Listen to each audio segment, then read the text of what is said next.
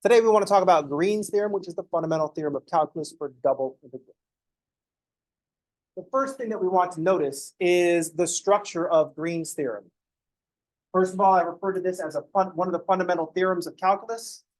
So we need to see the structure of the fundamental theorem of calculus. We're integrating the scalar curl over a region by calculating the line integral of the vector field. The set over which we are integrating the scalar curl is the region R, and the scalar curl is acting like the derivative of the vector field. That's in quotes because that's very hand-wavy, thinking of it this way, thinking of the scalar curl as some kind of derivative of this vector field. But as far as a fundamental theorem of calculus goes, that's like the derivative of this vector field F. R is the set over which we are integrating. And to do that, we just look at the vector field itself at the boundary of the set. So the set is the region R, and C is the boundary of R.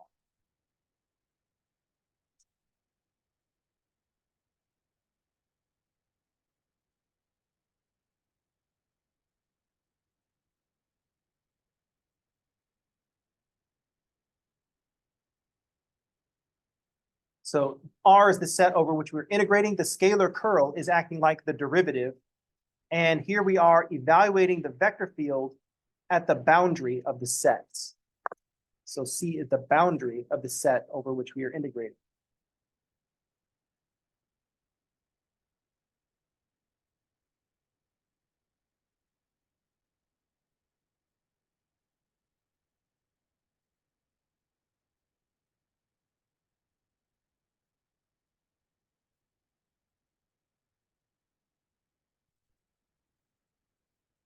So we're thinking of the scalar curl as being the derivative of the function or the vector field F.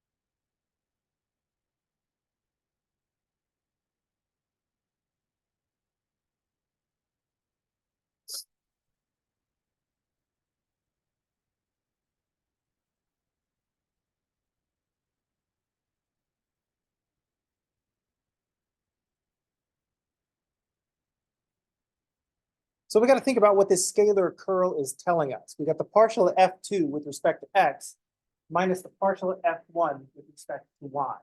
Let's think about the partial of F2 with respect to X. F2 is telling us how the vector field is moving in a vertical component. It's the vertical component of the vector field, and we're looking at how it's changing horizontally. How is the vertical component of the vector field changing horizontally? That's how we can think of partial F2 with respect to X.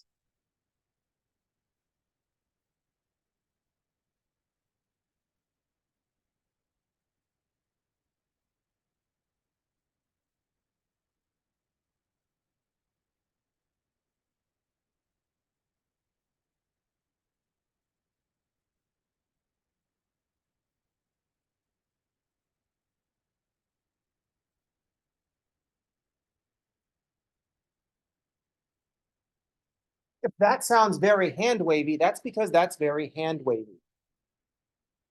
But F2 is the vertical component. It's the J component of our vector field. And we're looking at the part how F2 is changing with respect to X. What's happening when we go side to side to the vertical component. Partial F1 with respect to Y is just this, but the other way. Partial F1 with respect to Y is how the horizontal component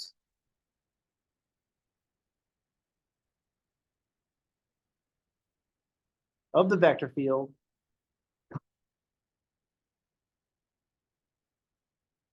is changing vertically.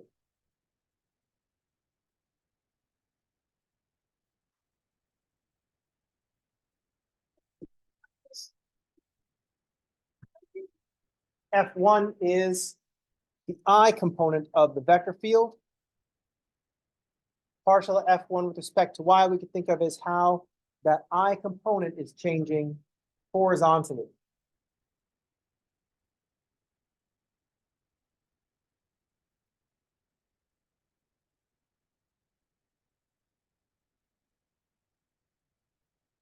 One way we could think about the curl, the scalar curl, is we think in that little piece dA, we think about how the vertical component is changing horizontally and how the horizontal component is changing vertically. This is going to be some measure of how swirly our vector field is. That is a hyper-technical term, swirly. So in that little piece dA, I'm going to have to zoom in a lot because dA is infinitely small, but there's that little piece dA. We're looking at how much curl the vector field has. How much is the vector field going around? How much is the vector field going around? Notice that I have to use my right hand for this. For those of you playing at home, I'm doing this. That's going to be your right hand. If you're doing this left-handed, you have to put your thumb on the other side. So just multiply by -1, put your thumb on the other side. Just get like an extra thumb. Like 6 feet. And this explanation, this right-hand rule, not ADA compliant. Someone should file a complaint. We'll come up with some other reason, some other way to describe it. But what we're calculating is how swirly the vector field is. How much is the vector field kind of going around in a circle? If that sounds very hand-wavy, that's because it's very hand-wavy. But that's the way we want to think about it. We just want to get an idea.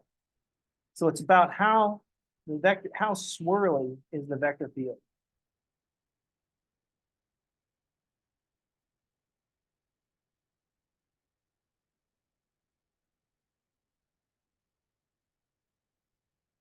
This is the part where I find out if you'll actually write swirly in your notes, or if you think yourselves too mature to do such a juvenile thing. How swirly is the vector field?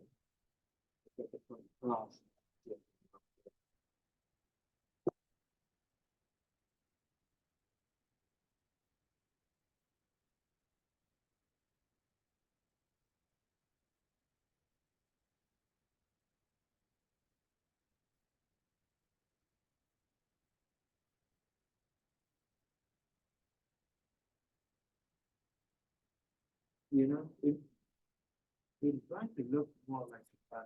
So your fan is actually being more time. I don't know. This is the most effective communication is not the most technically correct communication. The one that gets your idea across.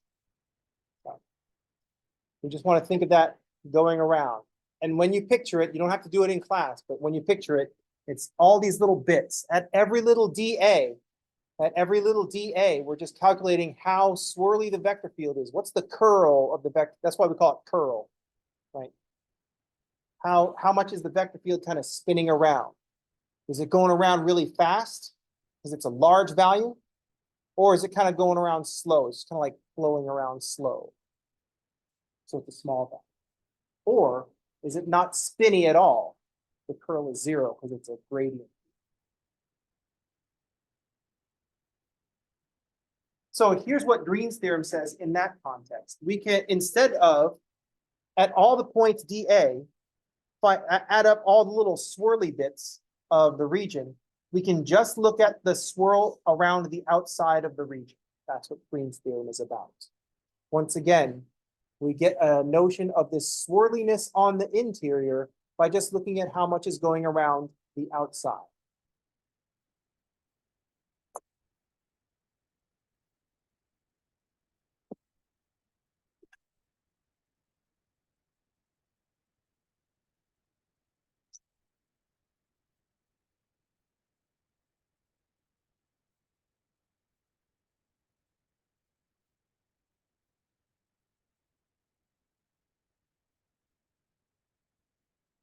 So the rotation of the fluid around the boundary, that's the line integral part.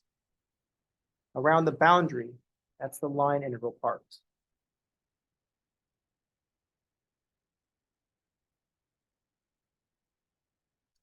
Is equal to the sum of all the swirly bits inside the region.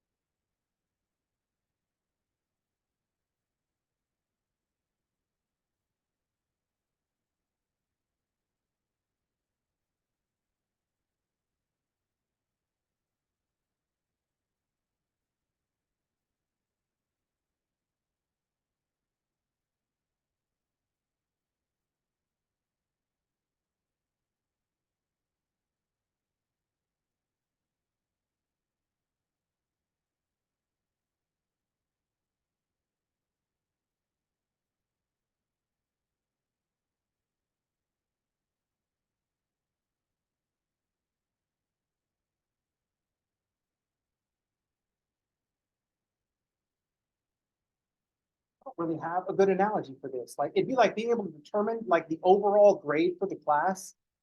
Like instead of just adding up everybody's grades on the interior of the class, just adding up the grades on the people in the front row, down this side, along the back row, up the back, and then just like going around the outside, and all that telling me about how everybody else on the interior did. Instead of calculating the swirl at every student in the room, just calculating the swirl around the outside of the room.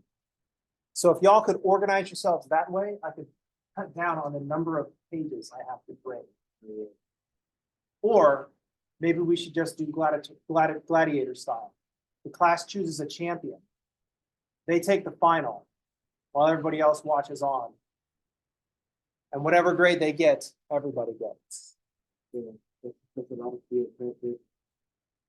That's why you all have to watch while they're doing it. And you'd have to do it like on the document camera. Then I can't decide if it would be like tennis, where you'd have to be quiet for the whole time, or if it'd be like some other sport where you could just like yell the coaching from the side. You know what I mean? I don't think it would be televisable. I don't think you could be like, go to a sports bar. Hey, could you put on the Calc 3 test? Like everybody, all the other patrons of the bar said, "Oh yeah, put on Calc 3. I heard they're doing vector calculus." Ooh. So someone gets to a problem, and everybody's sitting in the bar, it's like, "Oh, come on, man. Come on, man, it's just Green's theorem. It's just Green's theorem. Do the double integral." And the student starts doing the double integral. I was like, yeah! Like someone just turned a double play. I mean, that I don't know. Maybe that would, I don't know if that would be a bar that I would definitely want to go to or a bar I would absolutely not want to go to. I haven't decided that yet. Such a bar doesn't exist, so I guess it's a moot point.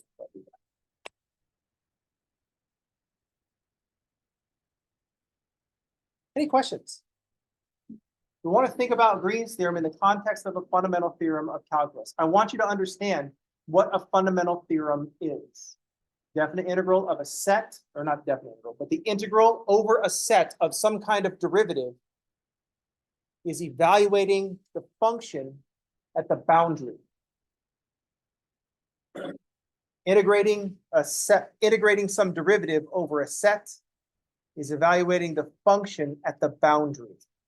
Integral of a derivative over a set, evaluate the function at the boundary. Integrate a, quote, derivative over a set by evaluating the function at the boundary of the set. I point this out because we've done it 3 times so far with our OG fundamental theorem of calculus, with our fundamental theorem of calculus for line integrals, the gradient theorem.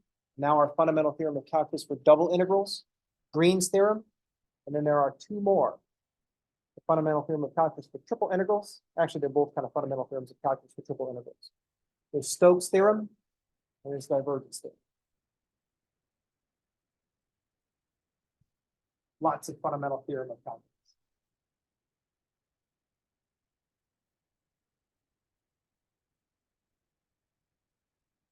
Also note, as far as the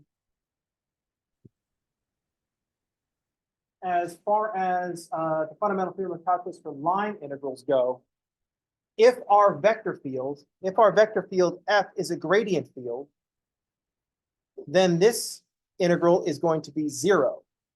But if our vector field f is a gradient field, the scalar curl will be equal to 0. And so this double integral over whatever region will be an integral of the function 0.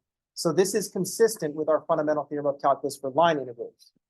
But if we replace the vector field f with a gradient field, then our scalar curl drops to 0. So it kind of fits in a stupid way.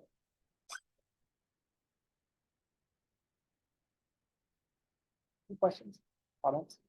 It's really nice when math is all consistent. Shit. So.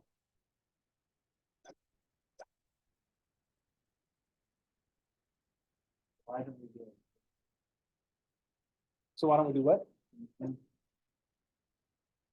we need to think about it first. The mechanics, we're at the point in math where sometimes the mechanics get in the way. Because what would we have to do? I'd have to define a region. Then we would have to parameterize that region, the boundary of that region. Then we would have to be able to describe that region with a double integral. I'd have to give you a vector field that's not a gradient field, and then have you calculate the scalar curl of that vector field. And we're not doing that today because it takes more than 15 minutes to do it. Guess what we're doing tomorrow? The problem is the regions that we want to describe, there's going to be multiple parts to the parameterization. Unless I just make it a circle with it. Oh. Suppose I could do that.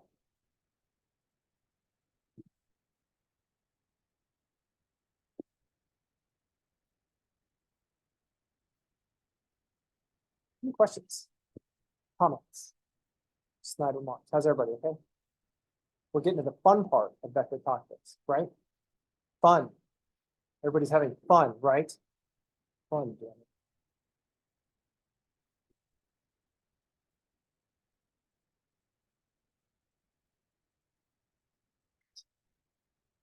Tomorrow, we're going to have an example of Green's theorem. We're going to have a vector field that is not a gradient field, and we're going to have to parameterize a curve. And so I think I'm just going to grab like one of our parabolas. I'm just going to grab a parabola, and then I have another curve going this way and another curve going this way. This will give us two things. Number one, we'll have to parameterize a curve that's in pieces. So a piecewise parameterized curve. So our line integral will be 3 line integrals. And we'll have the scalar curl on that to be both sides. So it'll be a lot of fun. That's going to do it for today, though.